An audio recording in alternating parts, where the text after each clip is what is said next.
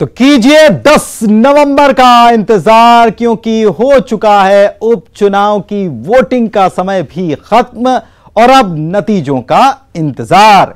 स्वागत आप सभी का, आपके साथ मैं हूं पुनीत। खबरें मध्य प्रदेश की आप देख रहे हैं और मध्य प्रदेश की सबसे बड़ी खबर यह कि 28 सीटों पर उपचुनाव संपन्न हो गया और सबकी किस्मत ईवीएम में कैद हो गई। 355 प्रत्याशी थे। उपचुनाव के लिए मतदान हो चुका है। 66% से ज्यादा वोटिंग अभी तक जो आंकड़े सामने आए हैं उसके मुताबिक हुई है।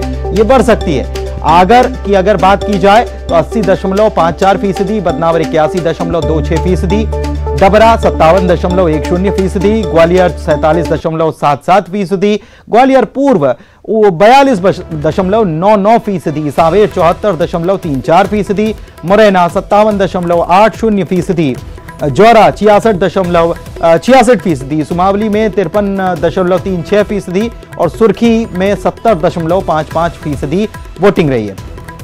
अब आप ये देखिए कि आगर में 80.54% वोट हुआ था, ये हुआ है। ये 2018 की हम बात कर रहे हैं कि ये 2018 में हुआ था। और ये देखिए, ये आंकड़ा देख लीजिए 2018 में और 2020 में क्या परिवर्तन आ गया है। ये आगर की तस्वीर हम आपको दिखा रहे हैं। वोट प्रतिशत में कितना बदलाव हो गया है। अंबा की बात कर लेते हैं तो देखिए, अंबा में 51.65% वोटिंग हुई है। 2018 में यानी 2 साल पहले ही 59.70% वोटिंग हुई थी। तो यहां पर भी पिछले बार के मुकाबले कम वोटिंग परसेंटेज देखने को मिला है। आखिर क्यों? सवाल यह कि आखिर क्यों ऐसा हुआ है। अनूपपुर की बात कर लेते हैं। अनूपपुर का वोट प्रतिशत 67.60, ये 2020 में, और 2018 में 75.79%। ये समझ रहे हैं आप, 67% वोटिंग अनूपपुर में 2020 में यानी कि आज हुई है। जबकि अगर 2018 की बात की जाए तो वोटिंग प्रतिशत कितना बढ़कर चढ़कर सामने आता, 75.79% वोटिंग हुई है। ये 2018 और 2020 का हम आपको बता रहे थे कंपैरिजन। इस चुनाव में जीत हार के साथ दिग्गजों की अग्नि परीक्षा भी है। सबसे बड़ी परीक्षा सीएम शिवराज सिंह चौहान की लोकप्रियता की है। तो यह चुनाव तय करेगा कि सीएम का जादू चला या नहीं चला। इसलिए लोकप्रियता की यह अग्नि परीक्षा से मुख्यमंत्री शिवराज सिंह चौहान गुजर रहे हैं और ये चुनाव के नतीजे ये बताएंगे किसकी जीत हुई, किसकी हार हुई, ये तो पता चलेगा ही, लेकिन कितनी सीटों पर जीत हुई, कितनी सीटों पर हार हुई, और इसमें मुख्यमंत्री शिवराज सिंह चौहान, क्योंकि सबसे ज्यादा प्रचार उन्हीं ने किया और वे सबसे लोकप्रिय माने जाते हैं। इसके पहले भी जब चुनाव हुए तब भी मेन लीड में तो वही थे। तो इस चुनाव में हार जीत के साथ दिग्गजों की अग्नि परीक्षा है और सबसे बड़ी परीक्षा शिवराज सिंह चौहान की रहने वाली है, अग्नि परीक्षा। इधर उपचुनाव के सबसे बड़े राजदार महाराज यानी कि ज्योतिरादित्य सिंधिया के लिए यह चुनाव किसी पहाड़ सी चुनौती से कम नहीं है। अगर ये कहें कि ये चुनाव के नतीजे जो हैं ये सिंधिया का राजनीतिक भविष्य और पार्टी में यानी कि बीजेपी में उनका दबदबा क्या होगा ये तय करेंगे तो बिल्कुल गलत नहीं होगा। इसीलिए क्योंकि दांव पर है, सब कुछ दांव पर है, सिंधिया का सब कुछ दांव पर है इस चुनाव में। इसलिए इनके भविष्य कैसा रहने वाला है, जितने भी एमएलए साथ में आए हैं क्या वो जीत कर पहुंचेंगे वापस, वही जो जीत वो अगर दर्ज करते हैं तो भविष्य इनका तय होगा। इसलिए भविष्य की अग्नि परीक्षा। और सीएम शिवराज सिंह चौहान की बात कर रहे थे हम। पूर्व सीएम कमलनाथ की अगर बात कर ली जाए तो उनके भी मैनेजमेंट की अग्नि परीक्षा हुई। कमलनाथ प्रबंधन के काफी माहिर खिलाड़ी माने जाते हैं। 2018 में उन्होंने अपना मैनेजमेंट देखा था, इस बार भी वो खुद ही मैनेजमेंट संभाल रहे थे, सर्वे तक करवाया था। तो इस चुनाव के नतीजे के साथ ही मैनेजमेंट की परीक्षा के नतीजे भी तय करेंगे कि कमलनाथ की जो अग्नि परीक्षा है उसमें वो कितने पास हुए, कितने फेल हुए, ये सारी चीजें बताएंगे नतीजे। तो केवल नतीजे ये मध्य प्रदेश के भविष्य के नहीं बल्कि बड़े बड़े नाम, बड़े बड़े दिग्गज जो हैं उनसे भी जुड़े हुए हैं। बीजेपी के प्रदेश अध्यक्ष की कमान संभालने के बाद वीडी शर्मा के लिए यह चुनाव सबसे बड़ी चुनौती है। वीडी शर्मा संगठन की अग्नि परीक्षा, इसीलिए क्योंकि वे प्रदेश अध्यक्ष बने और उसके बाद ये चुनाव में प्रदेश आया है। तो यूं कहें कि संगठन की ये सबसे बड़ी अग्नि परीक्षा है और बतौर प्रदेश अध्यक्ष वीडी शर्मा, जो कि पहले सांसद बने और जब सांसद वो बने थे तब भी उनको जब टिकट दिया जा रहा था तब भी उस पर बड़ा विवाद और बड़ा विरोध हुआ था। तो अब प्रदेश अध्यक्ष बनने के बाद उनकी सबसे बड़ी अग्नि परीक्षा उनके सामने होने वाली है। इसके अलावा चुनाव में रण पर विजय पताका लहराने के लिए जरूरी होती है नीति। नीति नियंता तय करते हैं रणनीति, और बीजेपी के रणनीतिकार और कांग्रेस के रणनीतिकार, देखिए दोनों आपको नजर भी आ रहे होंगे। एक तरफ नरोत्तम मिश्रा खड़े और दूसरी तरफ कांग्रेस से दिग्विजय सिंह खड़े हुए हैं। तो दोनों की अग्नि परीक्षा इस चुनाव में होने वाली है। तो नीति भी मायने रख रही है, रणनीति भी मायने रख रही है, मैनेजमेंट भी मायने रख रहा है, भविष्य की अग्नि परीक्षा भी मायने रख रही है, संगठन की भी अग्नि परीक्षा।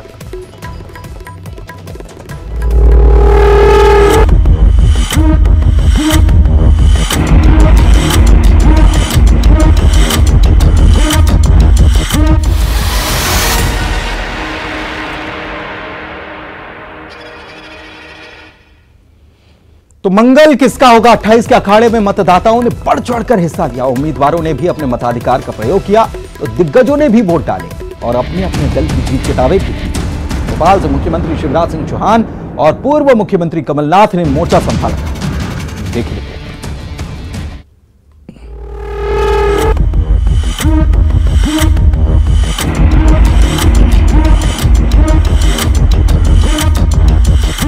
प्रदेश की 28 सीटों के उपचुनाव में लोगों ने बढ़ चढ़कर हिस्सा लिया, तो उम्मीदवारों ने भी मताधिकार का प्रयोग किया। प्रभुराम चौधरी, प्रद्युम्न सिंह तोमर, बिसाहूलाल सिंह, एंदल सिंह कंसाना और इमरती देवी कांग्रेस बीजेपी प्रत्याशियों ने वोटिंग की। वहीं दिग्गज भी वोट देने के लिए पहुंचे। बीजेपी सांसद ज्योतिरादित्य सिंधिया ने ग्वालियर में वोट डाला।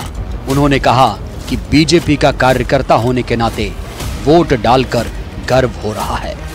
तो केंद्रीय मंत्री नरेंद्र सिंह तोमर ने भी अपने परिवार के साथ वोटिंग की। तो दतिया के भांडेर में प्रदेश के गृह मंत्री नरोत्तम मिश्रा ने वोटिंग की। मुझे विश्वास है कि एक ऐतिहासिक कार्यकाल इस सरकार का होगा। ऐतिहासिक किसानों के लिए, ऐतिहासिक महिलाओं के लिए, ऐतिहासिक नौजवानों के लिए, ऐतिहासिक गरीबों के उत्थान के लिए। कांग्रेस जब मशीनों में गड़बड़ी कहे और प्रशासन का दुरुपयोग कहे तो हम समझ लो भाजपा जीत रही। तो हम मान लें सर आपकी तरफ से विक्ट्री निश्चित है 100%। मुख्यमंत्री शिवराज सिंह चौहान और पूर्व मुख्यमंत्री कमलनाथ भोपाल से मोर्चा संभाल रहे थे। उन्होंने अपने अपने दफ्तर पहुंचकर मॉनिटरिंग की। इसके पहले दोनों ने भगवान की शरण में पहुंचकर जीत के लिए प्रार्थना की। जहां शिवराज ने 28 सीटों पर जीत का दावा किया, वहीं कमलनाथ ने कहा प्रदेश की जनता सीधी है लेकिन मूर्ख नहीं है। झूठे वादों का परिणाम 10 तारीख को देखने को मिल जाएगा। परिणाम तो अपने आप में प्रकट है। जनता का प्यार और आशीर्वाद भारतीय जनता पार्टी के साथ है, क्योंकि कमलनाथ जी की सरकार ने प्रदेश को तबाह कर दिया था। 1.25 साल में विकास ठप्प कर दिए थे। दिल को बहलाने को गालिब ख्याल अच्छा है। भारतीय जनता पार्टी की सरकार है और ताकत से बनी रहेगी। कांग्रेस पर तो सभी आरोप लगाएंगे। जब कोई चुनाव केवल हारता ही नहीं है पर पिटता है, तो पुलिस प्रशासन, शराब, पैसे वही बचते हैं और इसका पूरा उपयोग भारतीय जनता पार्टी कर रही है। इस बार दिवाली मंगलवार किसका होगा? मध्य प्रदेश की जनता की दिवाली होगी। अब 10 तारीख को साफ हो जाएगा कि शिवराज सरकार बरकरार रहेगी, ग्वालियर चंबल में सिंधिया की साख बचेगी या फिर कमलनाथ की वापसी होगी। इंतजार कीजिए। Bureau report, news 18।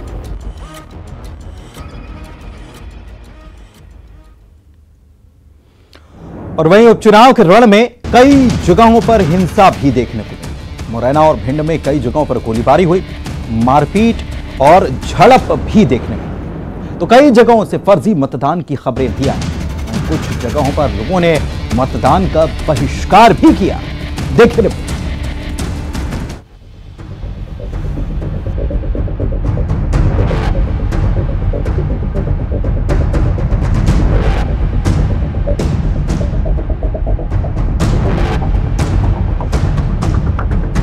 उपचुनाव के रण में हिंसा भी देखने को मिली। ग्वालियर चंबल में कई जगहों पर खून बहा। मुरैना के सुमावली में पिपरसा गांव में बूथ कब्जे को लेकर गोलीबारी हुई, जिसमें एक शख्स घायल हो गया। बीजेपी उम्मीदवार एंदल सिंह कंसाना के समर्थकों पर आरोप लगा। वहीं सुमावली के जौरी में बीजेपी समर्थकों ने गोलीबारी की और मतदान प्रभावित करने की कोशिश की, जिसके बाद यहां बवाल हो गया। उपद्रवियों ने 2 बाइकों में आग लगा दी। वहीं सुमावली में भी कुशवाहा समाज के लोगों ने वोट नहीं डालने देने का आरोप लगाते हुए थाने का घेराव किया।